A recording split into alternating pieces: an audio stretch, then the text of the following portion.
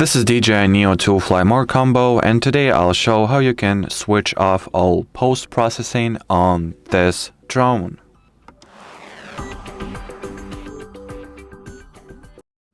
So to start, look to the bottom of the shutter button and tap at the icon you'll find there to open the gallery. From here, tap at the 3 horizontal dots. Then the preferences section is going to roll or just appear. And here simply toggle off all the effects, both for the video retouching or video post-processing and photos too.